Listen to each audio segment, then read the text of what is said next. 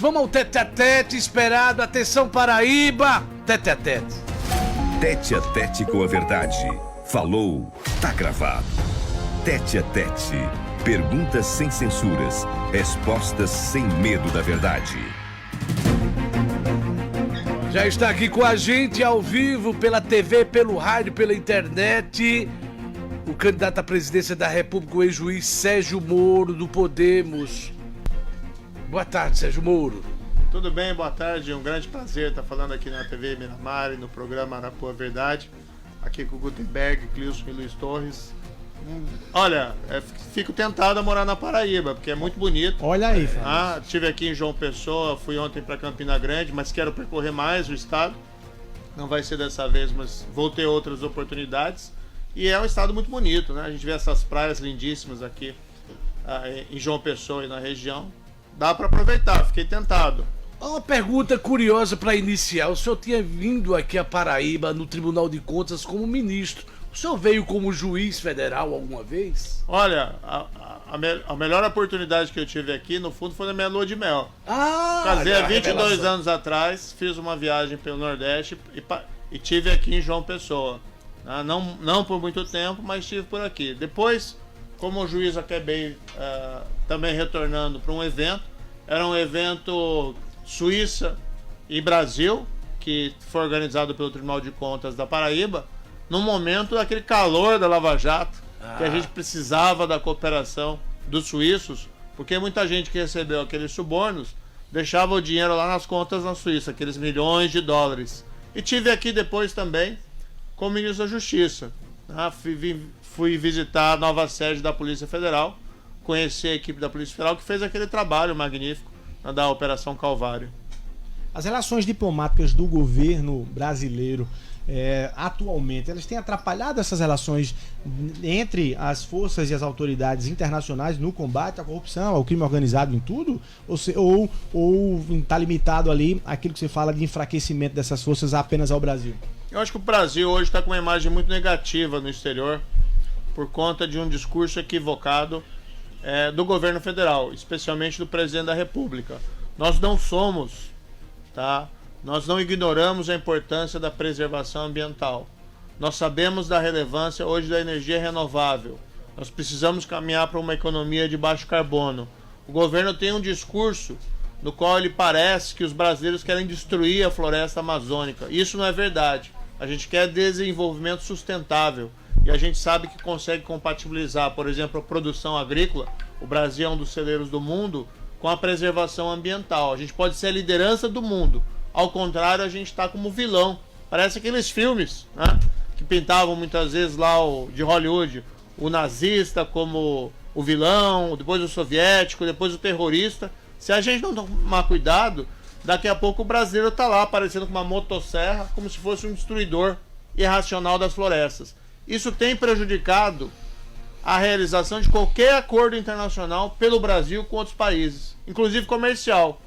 No começo desse governo a gente teve o anúncio do acordo entre Mercosul e União Europeia e está parado lá na Europa e não vai andar durante esse governo, porque a imagem nossa do país, do governo lá fora é muito ruim. O senhor, como candidato, o senhor está no segundo turno, porque com tantos candidatos deveremos ter esse segundo turno. O senhor gostaria de enfrentar Lula ou Bolsonaro no segundo turno? Eu acho que é muito cedo pra gente saber. Eu acho melhor ganhar no primeiro turno. É Direto? Mais fácil. Não é sonhar demais, não? O senhor Não, eu tô brincando. lugar. Eu acho que nós estamos há 10 meses das eleições e a minha preocupação no momento é construir um projeto. Eu tenho chamado especialistas para fazer isso, mas eu quero principalmente ouvir os brasileiros, conversar com as pessoas. Ninguém melhor do que o brasileiro para dizer, olha, o que ele acha que não está funcionando, por exemplo, na escola pública do filho dele. Por que ele está insatisfeito? Está funcionando ou não está?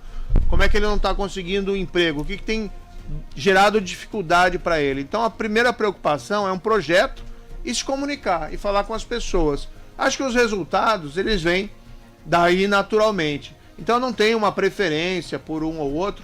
A minha preocupação é fazer o meu trabalho, é construir o meu projeto, falar com as pessoas. Aí o senhor vai enfrentar debate com os dois, né? Olha, seria ótimo até, Pelo menos alguém vai falar a verdade. nesses debates, porque a gente sabe que essa eleição não é só sobre o futuro. O foco das pessoas é como é que a gente melhora a vida das pessoas.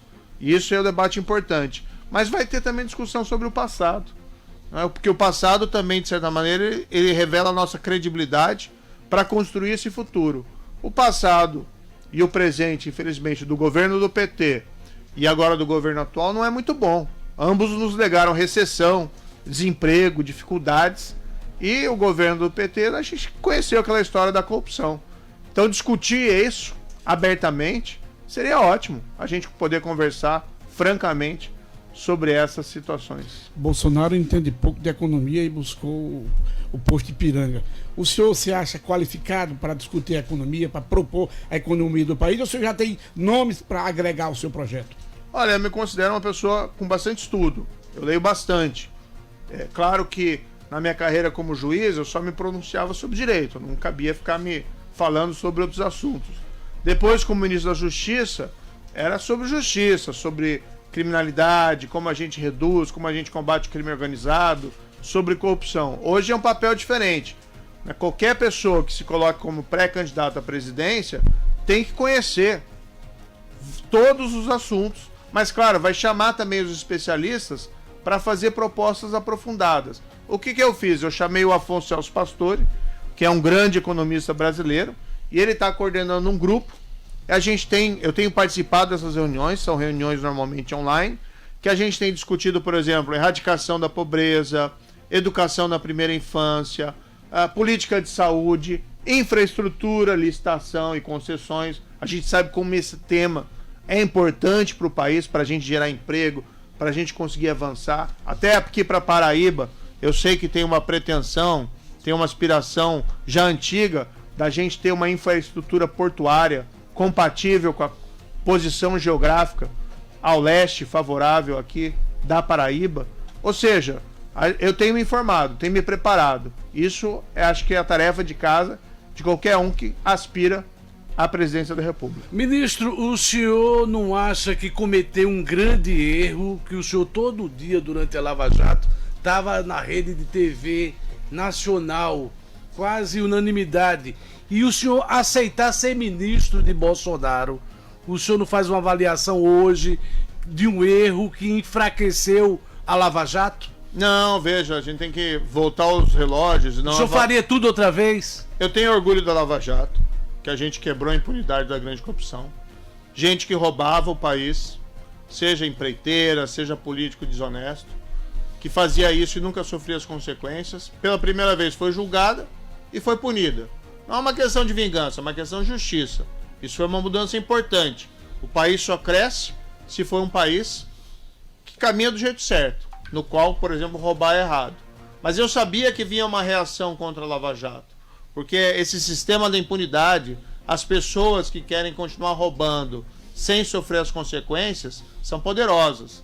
E eu vi aquele convite do presidente como uma oportunidade de ir evitar esse retrocesso. E teria dado certo. Mas eu não tive o apoio do presidente. Quando eu não tive o apoio do presidente, aí fica impossível. Como é que um ministro da Justiça, que depende do presidente, vai conseguir fazer o seu trabalho sem ter o apoio dele? Então não me arrependo não. Foi uma escolha que eu fiz. Claro que é uma opção arriscada, que pode dar certo ou pode não dar certo, mas eu posso lhe assegurar que fui com as melhores das intenções. E outra coisa que eu me orgulho muito é ter deixado o governo. Por quê? Porque aquilo revela que eu não compactuo com coisa errada. Então, quando eu vi que o meu projeto tinha sido esvaziado, e não era meu projeto, é o projeto dos brasileiros, que querem um país honesto, que querem um país que funcione, que querem que quem cometeu o crime de corrupção seja punido, seja ele amigo, seja ele família do presidente, ou seja, qualquer pessoa que faz coisa errada tem que sofrer as consequências. Quando me foi colocado, você continua aqui como ministro, que tem prestígio, mas você precisa ser cúmplice de coisa errada, eu prefiro sair. Então eu me orgulho disso. Ao contrário de que muita gente pensa, não devia ter saído, não devia ter saído falando a verdade. Peraí, se a gente não puder nesse país falar a verdade publicamente sobre o que os nossos governantes fazem de errado, então eu quero ir para outro país. Não quero ficar aqui. E A minha saída foi exatamente isso. Tenho orgulho dela. Moro, eu queria lhe perguntar sobre uma frase aqui do seu livro, inclusive recomendo. Na página 230, você diz o seguinte, ao mencionar aí a proximidade do presidente Jair Bolsonaro ao Centrão. Abre aspas. Retomou-se assim, no Brasil, o círculo vicioso que possivelmente nos levará a novos escândalos criminais e a progressiva perda de governabilidade.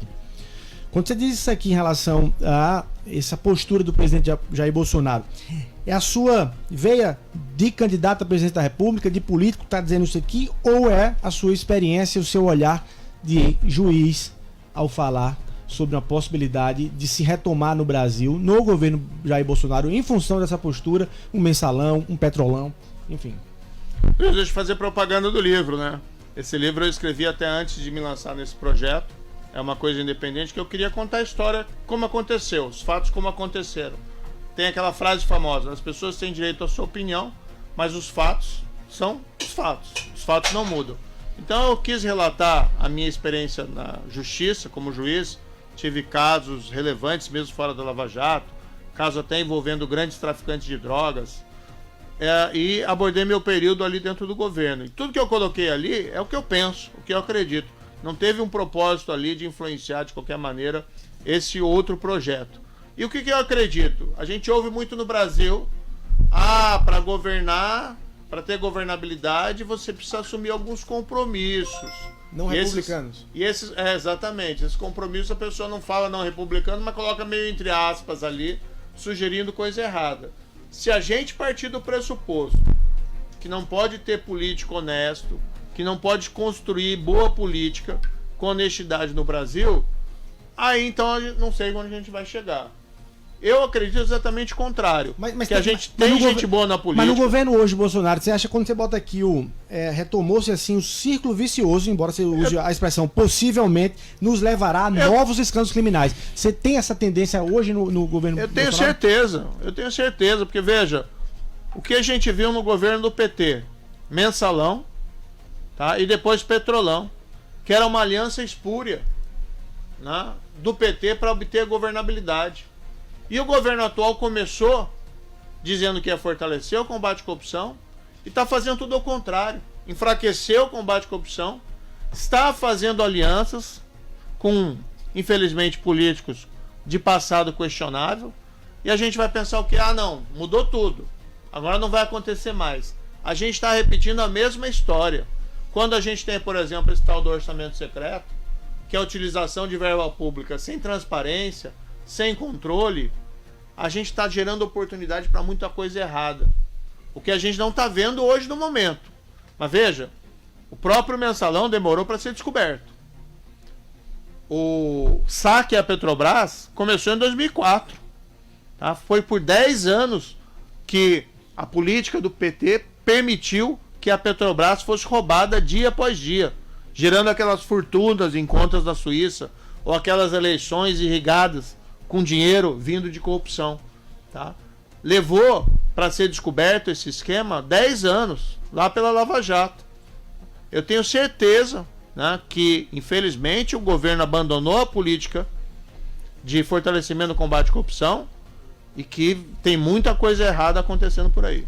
O vereador Alisson, lá de Cajazeira, manda a seguinte pergunta: o senhor tem remorso de ter acabado com as grandes construtoras do país e gerado quase 6 milhões de desemprego? Não era para punir os donos e salvar as empresas? É o Alisson, lá de Cajazeiras.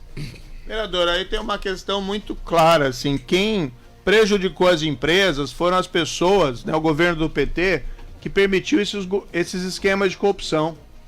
Não existe nenhum país do mundo, tá, que prosperou apostando na corrupção. Se a gente for pegar os países mais desenvolvidos do mundo, de maior desenvolvimento humano, que a gente chama do IDH, e comparar com a lista dos países tidos como menos corruptos da Transparência Internacional, a gente vai ver que os menos corruptos são os mais prósperos, enquanto que aqueles mais corruptos, a economia está em frangalhos. Então quem gerou dificuldade para essas empresas, quem gerou a grande recessão de 2014 e 2016, foi o PT, foi o governo do PT. Então não existe isso de você ter um país desonesto, não existe isso de você permitir corrupção e você prosperar. É a gente ter uma lógica também de empresa, uma empresa privada. Se o dono permitir que todo mundo fique lá roubando, que todo mundo fique trapaceando, enganando seus clientes, roubando o dinheiro do caixa da empresa, a empresa vai quebrar. E é isso que o PT fez com o país. Quem combateu a corrupção é quem impediu que o país quebrasse ainda mais. Veja, a Petrobras, vereador Alisson, estava sendo saqueada. E a Petrobras é uma empresa de petróleo, ou seja, você está sentado em ouro. Ouro negro, mas é ouro. E mesmo assim quase quebraram ela. Vamos voltar aos relógios lá 2015, né, que ela estava por aqui, por quebrar. E por quê? Por causa de corrupção. Por causa de decisão econômica errada, muitas vezes gerada pela corrupção. Então, assim, no fundo a Lava Jato salvou a Petrobras e favoreceu a melhoria da economia do Brasil. Essa é a grande verdade, né? Eu às vezes uso uma frase brincando, olha, o policial que descobre o cadáver não é responsável pelo assassinato, e sim o criminoso. São 12 horas e 39 minutos para quem está ligando o rádio, a televisão. O Arapuã Verdade de hoje está entrevistando o presidenciável ex-juiz Sérgio Moro, que está aqui no estúdio ao vivo.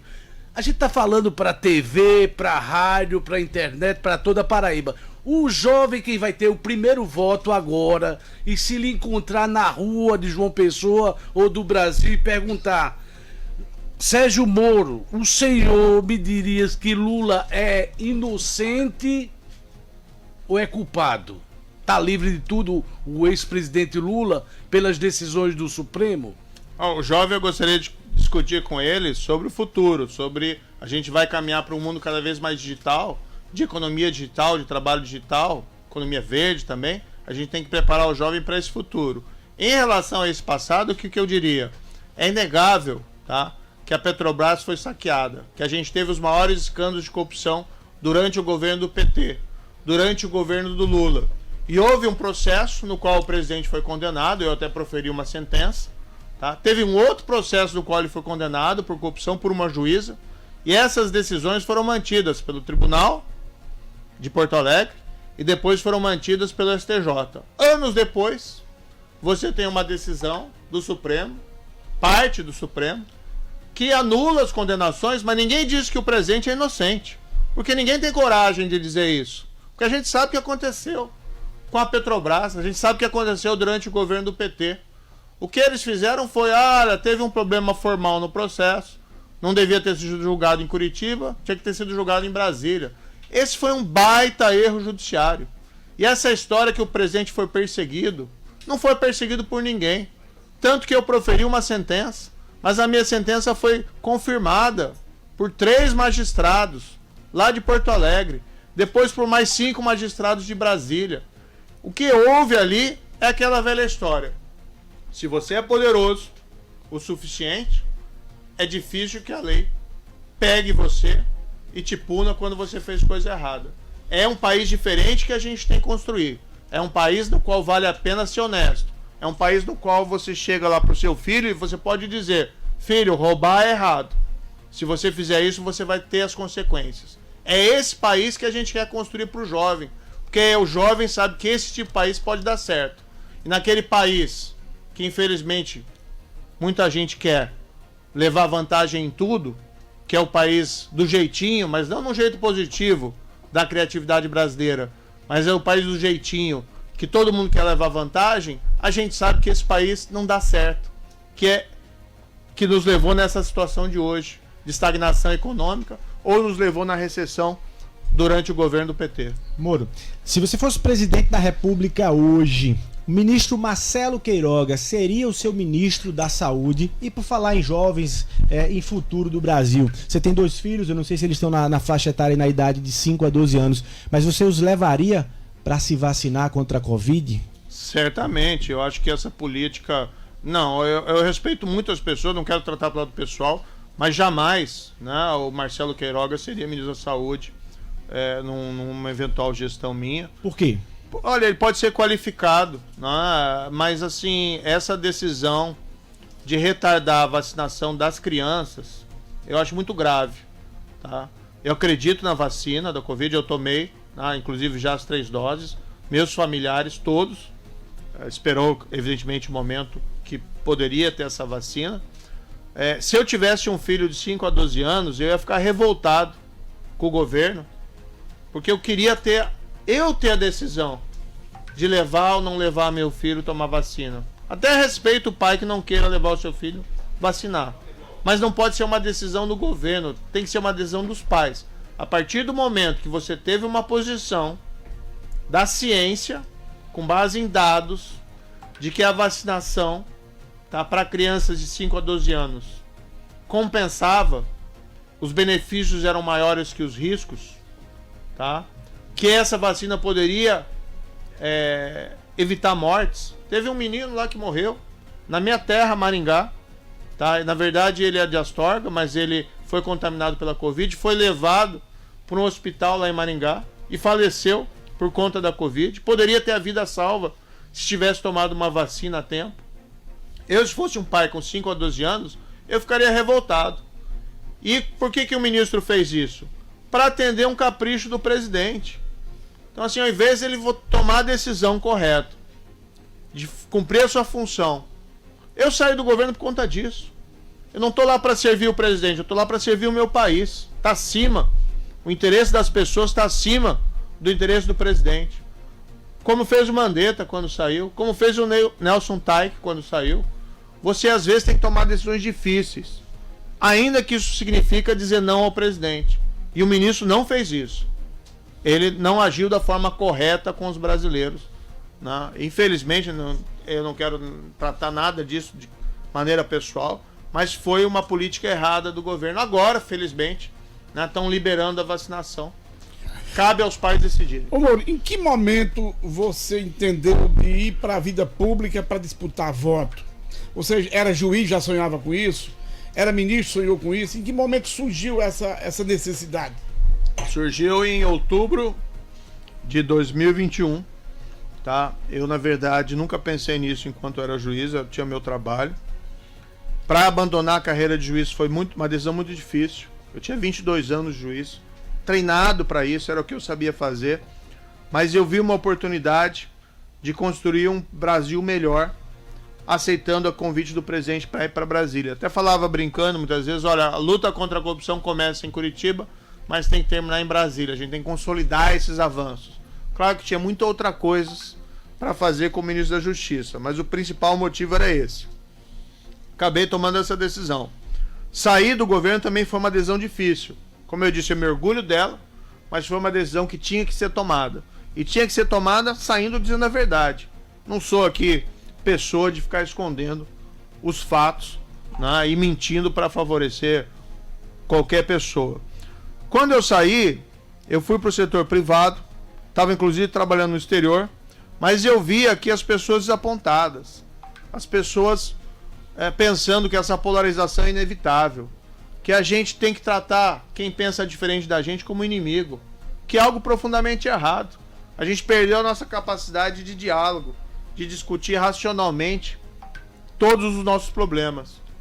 E, no entanto, ano passado eu fiquei esperando para ver se algum potencial candidato aparecia que pudesse romper essa polarização, mas ninguém apareceu.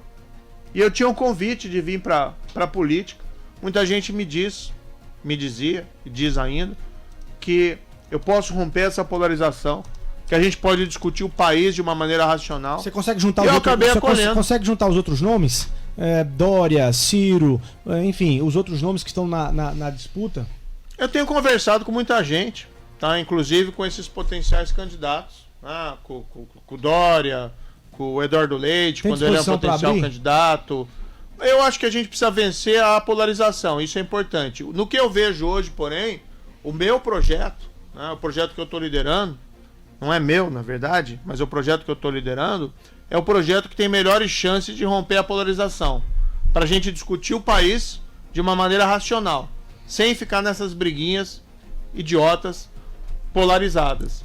Então, hoje eu vejo essa possibilidade, mas se você atrair aliados, claro que é importante, a política é a arte do diálogo. Em todas as pesquisas divulgadas até agora, o senhor aparece com alto índice de rejeição e aparece num teto que ultimamente tem parado, o que faz divulgarem notas já dizendo que o senhor pode desistir e sair candidato ao Senado. Que compromisso o senhor diz aos paraibanos? O senhor é candidato a presidente ou pode desistir para ser senador pela República de Curitiba? Olha, eu sou pré-candidato, né? A gente não está no período eleitoral. Então Pré-candidato. Pré-candidato a Isso. presidente da Da República, República. e não da de Curitiba. Não, mas senador o senhor não quer dizer Não existe essa possibilidade. O que existe Possibilidade. aqui, a gente espalhando isso, porque as pessoas têm medo. Tá? Tem muita gente que quer o quê? Eu quero viver como eu estou hoje, num país que não funciona, e por outro lado, gente que ganha com isso. A gente não é atrasado por acaso. Tem gente que ganha com atraso. Tem gente, por exemplo, que não quer que o Brasil funcione. Tem gente que quer manter as pessoas na pobreza. Tem gente que quer continuar roubando sem sofrer as consequências dos seus atos. Então tem muita gente que espalha que eu iria desistir para ser candidato a senador ou coisa parecida. Jamais. Tem aquela expressão, né, que a gente utiliza: esse navio já zarpou, né? E é o navio que está andando mais rápido dessas alternativas para romper a polarização. A gente tem que fugir desses extremos. Não são bons para o país. Então a gente vai entrar naquele ciclo vicioso, né? E depois mais 4 anos provavelmente vai vir alguém pior. Eu até falo brincando, olha, o governo atual do Bolsonaro é tão ruim que conseguiu ressuscitar o Lula. Se ficar mais 4 anos, não sei, deve ir Átila o Uno. E do outro lado, né, se for eleito o anterior presidente, a gente já sabe o que tem aí. É modelo de corrupção e a recessão que o PT causou lá em 2014, 2016. O que vai vir daí em 2026? Alguém mais radical que o atual presidente? A gente tem que acabar com isso agora. Essa é a nossa janela de oportunidade Ô ministro, para ter um governo normal. o senhor conviveu com os filhos de Bolsonaro, né? Um certo tempo.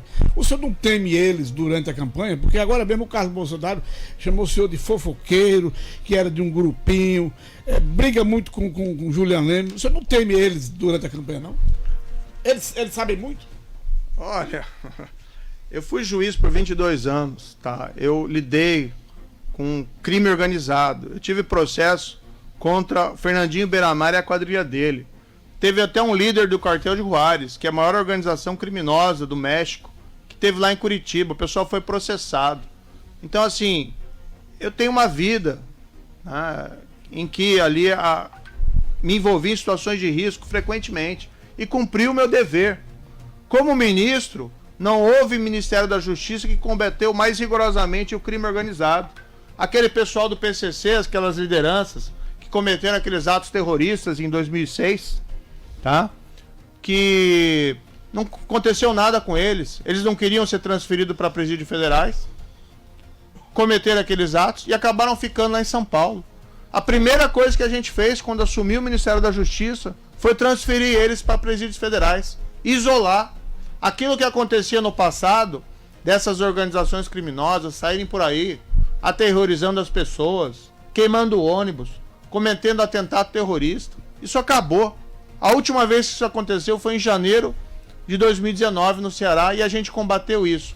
Claro que o crime organizado ainda é perigoso, claro que ele é um problema, mas a gente enfrentou com muito rigor. Se eu fiz tudo isso, vou ter medo de família, de Bolsonaro, né? Olha, para mim essas pessoas são irrelevantes, né? Totalmente irrelevantes.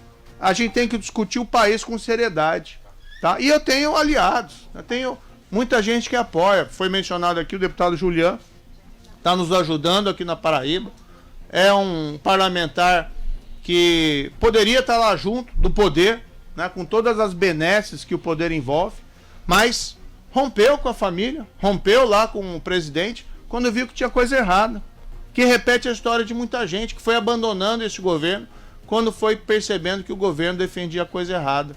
E a gente tem medo desse pessoal? Jamais, né? Olha, quando eu saí do governo, eu já deixei muito clara a minha posição do que eu penso em relação a esse atual governo. Eu não tenho medo de ninguém, agora, ministro, o senhor está sendo, naturalmente, atacado pelos bolsonaristas, pela base do Bolsonaro, é atacado pelos lulistas e petistas e naturalmente já começa a ser questionado aí por algumas ações, como é o caso do seu trabalho de consultoria na empresa que presta consultoria lá a empresas envolvidas aí na Lava Jato. O senhor está pronto para passar a campanha todinha dizendo por que é que condenou Lula, por que é que entrou no governo Bolsonaro e acusações diretamente da sua postura e a sua conduta profissional, de trabalho, envolvimento com empresas aí que estão na Lava Jato? Não, peraí. Então vamos fazer uma correção. Eu nunca prestei nenhum trabalho para empresa envolvida na Lava Jato. Faz consultoria ao Odebrecht? Não, de forma nenhuma. Então esclareça essa acusação agora. Tá, então vamos esclarecer a acusação. O que acontece é o seguinte: eu tenho um passado de combate à corrupção,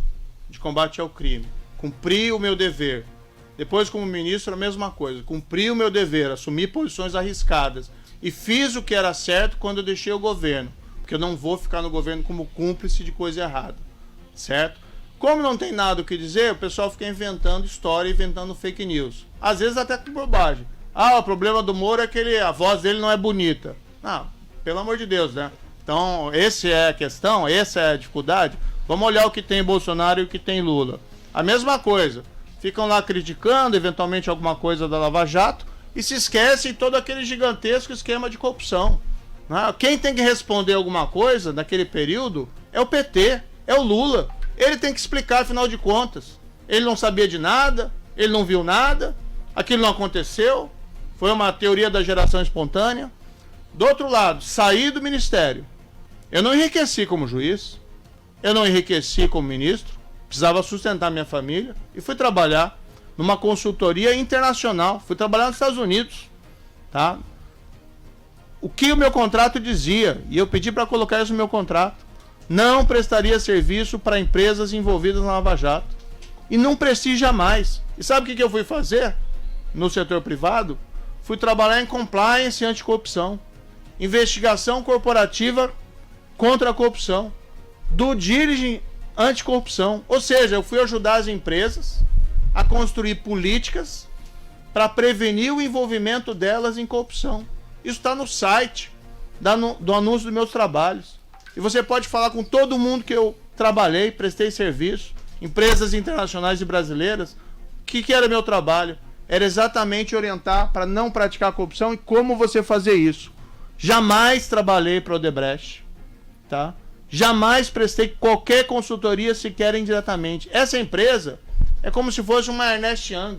Nem é empresa de advocacia. Ou seja, essa empresa não defende ninguém. O senhor se refere a Alvarez e Bassal? Exatamente, é uma empresa de consultoria, não é de advocacia. Então, mas ela não presta serviço de recuperação judicial a empresas da Odebrecht, não?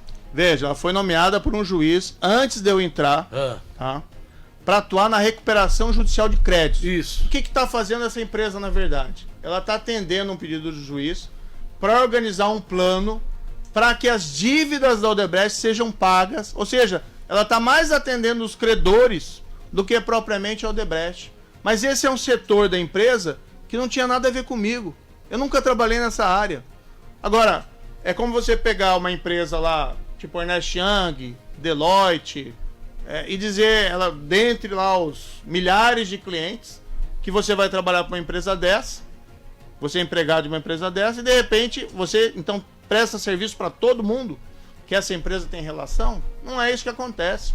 Eu jamais prestei serviço, e o meu contrato, inclusive, previa isso, a meu pedido, que eu jamais prestaria serviço para uma empresa envolvida na Lava Jato. Então isso é mentira.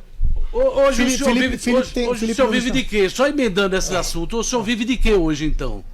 Olha, eu tive... O senhor era juiz, não tem salário de juiz? Sim, eu tive que abdicar, né, do setor privado, porque esse projeto, evidentemente, envolve trabalho integral, tá? E hoje estou sendo remunerado pelo partido. Como vários outros também são remunerados. E a minha remuneração é a mais baixa, tá? Desses candidatos a pré-candidatos a presidente. O senhor ganha quanto? O senhor pode revelar? Líquido. Sim. Líquido eu recebo cerca de 15 mil. 15 mil reais. Felipe, é você, Felipe. Ministro, boa tarde. Em relação ao Supremo Tribunal Federal, como o senhor avalia as decisões que foram tomadas e que anularam casos de corrupção, inclusive que o senhor tomou essas decisões lá atrás em relação à Lava Jato, e que critérios o senhor adotaria para a escolha de ministros em um futuro governo Sérgio Moro? Olha, a primeira questão é um baita erro judiciário. Eu respeito muito o Supremo, Eu acho que tem bons ministros, temos lá o ministro Luiz Fux, presidente do tribunal, que é uma pessoa que inclusive vota vencido nessas decisões de anulação, e foi um baita erro judiciário, porque o que é importante? A gente vê a justiça e ter o recado assim, quem cometeu um crime de corrupção tem que ser punido. Não pode lá anular um processo, anos depois, revertendo jurisprudência. Parte dessas decisões é dizer lá que quem tinha que julgar era a Justiça Eleitoral e não a Justiça Federal. Porque se alega em algum momento que parte do dinheiro foi para as eleições. Então ninguém está dizendo que é inocente ali. Estão anulando às vezes decisões até, e não minhas. Decisão foi confirmada pelo Tribunal em Porto Alegre. Decisão foi confirmada pelo STJ. E aí as pessoas ficam impunes. O que é isso? Na minha opinião, é aquela velha história que a gente precisa mudar, que se você comete um crime, a lei está acima de você. Se você for rico, se você for poderoso, ainda assim você tem que responder pelas consequências dos seus atos. Ou seja, se você roubou o povo, se você roubou a Petrobras, você tem que ser punido. A lei tem que valer para todos. É assim que você constrói uma democracia, uma instituição. Dito isso, tá? Eu sempre fui uma pessoa que entende que a gente tem que fortalecer as instituições e não destruí-las. Vamos ver o que não está funcionando e vamos reformar. Nós precisamos, por exemplo, e eu sou o único que se compromete com isso, acabar com o foro privilegiado, tá? Que tem servido como blindagem de coisa errada, de autoridade, de político que faz coisa errada e acaba sendo beneficiado porque você tem um processo que não funciona, porque as pessoas respondem diretamente lá no Supremo, depende da boa vontade do Procurador-Geral da República. Esse sistema é errado. É dizer pura e simplesmente que o político é melhor que o cidadão. E a gente sabe que não é verdade. Todos têm que ser tratados iguais. Então uma das propostas é acabar com o foro privilegiado para todo mundo, inclusive para o presidente da República. Outra proposta, vamos voltar até aquela execução em segunda instância. Não pode ter um processo que nunca acaba. Não pode ser um processo que nunca termina. Precisa ter um processo eficiente. Se a pessoa é para ser absolvida, porque é inocente, que assim seja. Se a pessoa é culpada, ela tem que ser condenada e tem que cumprir a pena. Se for prisão, faz parte da lei. A gente não pode progredir como país se a gente não tiver um compromisso com a lei, que a lei deve se valer para todos. E uma outra proposta é a criação de uma Corte Nacional Anticorrupção, que eu acho bastante relevante. Tem modelos interessantes que foram adotados por alguns países, inclusive recomendados por organizações internacionais. Se a gente vê que o nosso sistema não está funcionando, vamos fazer uma reforma, vamos mudar isso. Moro, uma curiosidade muito forte. De 89 pra cá, como eleitor, você já votou no PT alguma vez? Até lá no Paraná mesmo, você já votou no PT? Você votou em algum candidato do PT de 89 pra cá? De 89 pra cá?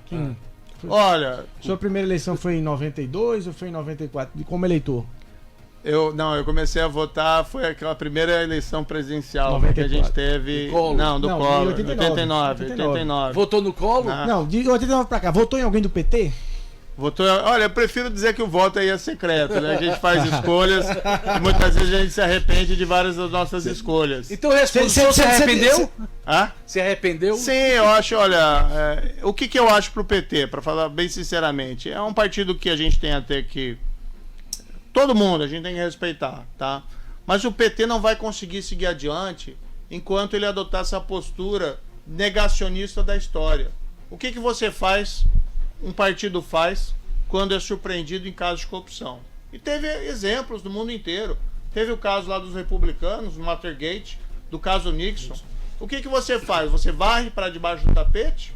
Ou você assume a responsabilidade de que tem gente dentro do partido que fez coisa errada? Você admite isso, expulsa essas pessoas e a vida segue adiante. É importante a gente ter um partido de esquerda no Brasil, mas como é que a gente vai ter um partido de esquerda que quer negar a história e quer negar que teve envolvimento em corrupção? Os casos estão comprovados. Gente até do próprio partido que confessou. E a gente viu tudo aquilo acontecer. E não foi só o Petrolão, o Mensalão. O que o ministro Joaquim Barbosa disse? Um esquema de suborno de parlamentares para apoio político ao governo federal do PT. do então presidente Lula. Como é que você vai simplesmente dizer, não, nada disso aconteceu, foi uma fantasia de todo mundo? A gente sabe que isso aconteceu. O PT pode superar isso. O primeiro passo é reconhecer a responsabilidade. O partido tem que ser maior do que isso. Infelizmente não está sendo. Ô Moro, o senhor grampeou o ex-presidente Lula e também grampeou Dilma. Dizem que o senhor liberou para a Globo aquela gravação daquele momento delicado que ali balizou o resultado da eleição. O senhor cometeu esse ato falho? O senhor se arrepende do que fez? Não, eu tenho total orgulho do que eu fiz na Lava Jato. Jamais me arrependi. Na verdade, o que a gente fazia? Os processos na Lava Jato, a gente mantinha o sigilo enquanto era necessário para a investigação. Depois que não era necessário, a gente tornava público. O processo tem que ser público, tem que ser aberto. Não cabe à justiça ficar escondendo segredos sombrios dos seus governantes. O que você tinha ali era um diálogo profundamente errado. Não é? O que aquele diálogo sugeria é que o ex-presidente estava sendo nomeado ministro para escapar da justiça, para escapar da sua responsabilidade. Eu vou ficar escondendo isso? O que eu fiz? Eu tomei uma decisão tornando o processo público. E a partir do processo tornado público, todo mundo, não era Globo, todo mundo, todo cidadão tinha acesso àquele conteúdo do processo. Ou seja, o que é o problema? Vamos falar a verdade aqui. Qual que é o problema? É tornar público o fato ou o próprio fato? O próprio fato. As pessoas que cometerem qualquer delito que estão sendo investigadas, elas têm que deixar o processo correr, tem que ter a responsabilidade apurada e sofrer as consequências. Mas um juiz não tem que ser isento? Mas totalmente isento? Porque ali pareceu que o senhor favoreceu ao candidato que o senhor depois veio a ser ministro dele. Qual candidato? Isso foi em 2016. Sim, mas começou Ninguém quem conhecia, eu não sabia nem quem era Bolsonaro. Em 2016, isso não tinha nada a ver. Eu fui conhecer o presidente Bolsonaro, quer saber? 1º de novembro de 2018. Foi a primeira vez que eu tive com ele. E eu só aceitei o convite para ser ministro da Justiça depois das eleições. Podia, se eu quisesse interferir nas eleições, poderia ter sido candidato em 2018, poderia ter aceito esse convite antes, né? No fundo, eu fui tratar disso depois, porque eu acreditava num país melhor. Em 2016, eu estava ocupado com o meu trabalho como juiz, combatendo a corrupção, que é o que a gente tinha lá, infelizmente, no governo do PT. E as pessoas querendo varrer para isso debaixo do tapete, queriam impedir a investigação. E as minhas decisões sempre foram no sentido, olha, o processo tem que ser público. A gente fazia audiência, a audiência era público. Não vou ficar escondendo. E o trabalho, a gente fala assim na imprensa, né, inclusive, a imprensa tem que ficar feliz com esse tipo de postura, porque infelizmente tem muito processo por aí que as pessoas deveriam ter conhecimento e que são mantidos às escondidas, quando a Constituição diz que todo processo tem que ser público. O que é que o senhor ouviu dos empresários paraibanos ontem? Qual foi aí a demanda, qual sugestão. É a sugestão, qual é a leitura, o que é que você está construindo aqui do que está ouvindo, iniciando o ano de 2022, aqui para Paraíba, para o Nordeste, na verdade, mas para o Estado? O que é que o senhor ouviu ontem dos empresários? Os empresários têm uma aspiração, como os brasileiros em geral, que o Brasil volte a crescer, que a gente tenha emprego, que a gente tenha renda, que a gente tenha oportunidades de crescimento econômico. Então, eu falei um pouco sobre as nossas ideias, com os nossos projetos sobre economia, que a gente precisa controlar a inflação, diminuir os juros e retomar o crescimento econômico para gerar emprego, renda e oportunidade de trabalho, que a gente tem que atrair investimento externo, mas também fomentar o investimento interno. E começamos também a conversar sobre algumas peculiaridades regionais. Por exemplo, essa questão do porto, né, que é uma aspiração aqui local. Eu estava falando em Campina Grande e ouvi muito sobre os focos de produção de tecnologia, especialmente na área de software ali em Campina. Falamos um pouquinho sobre o potencial de energia renovável aqui na Paraíba, energia solar, energia eólica. Ou seja, tem um mundo que está se abrindo e a gente não pode perder esse bonde do crescimento econômico. Do ponto de vista eleitoral, o horário está bem apertado aí, mas do ponto de vista da energia eleitoral, o senhor sai bem da Paraíba aqui? A Paraíba, para esse início, para esse pontapé inicial, está lhe dando aí estímulo ou não? Foi excelente, foi excelente. Eu devo voltar aqui outras vezes. A gente sempre, quando tem contato com as pessoas, é uma oportunidade não só de crescimento pessoal, né, e eu encaro também essa jornada como uma oportunidade de crescimento pessoal, mas a gente se sente entusiasmado com a energia que a gente vê das pessoas. Gostou da receptividade? Ah, foi ótimo, foi ótimo, foi ótimo. Conversei com muita gente, não só da área política, mas da área também, as pessoas, até na rua, né, a gente passa, as pessoas pedem para tirar foto nos locais, então a gente vê que tem um grande apreço pelo trabalho que a gente fez na Lava Jato como ministro e entusiasmo agora por essa alternativa. O Arapuã Verdade de hoje conversou com o candidato à presidência da República, o ex-juiz Sérgio Moro, do Podemos. Olha, muito obrigado. Ó, Cleo, só para dizer, Eu que no agradeço. livro aqui do Sérgio Moro, ele também diz que vai fazer várias revelações que não fez ainda, né, que não são no tempo ainda. Eu achei que ele ia fazer aqui essas revelações. Mas Ele tá dizendo um mote. Pode ser dos debates da campanha, né? Ele tá dizendo que não tem tempo de fazer as revelações que sabe ainda. Pelo menos diga só o tema. Eu vou ter que vai ter um segundo volume. Vai ter um segundo volume. Revelou. Isso, e daí a gente... Aí entra Paraíba em algum capítulo? Olha, quem sabe um segundo capítulo vai envolver o relato sobre essa jornada. E certamente vai estar a história de que começou aqui na Paraíba. Queria lhe agradecer e agradecer ao deputado Julian Lemos, que está lhe acompanhando por toda a Paraíba. O nosso muito obrigado. Eu que agradeço. Foi um grande prazer estar aqui com vocês e poder estar falando com o povo da Paraíba. E segunda-feira tem um bate-papo bacana que eu fiz aqui com o Sérgio Moro, pro Frente a Frente, 9h30 da noite, na TV Arapuã. Vamos ao intervalo comercial?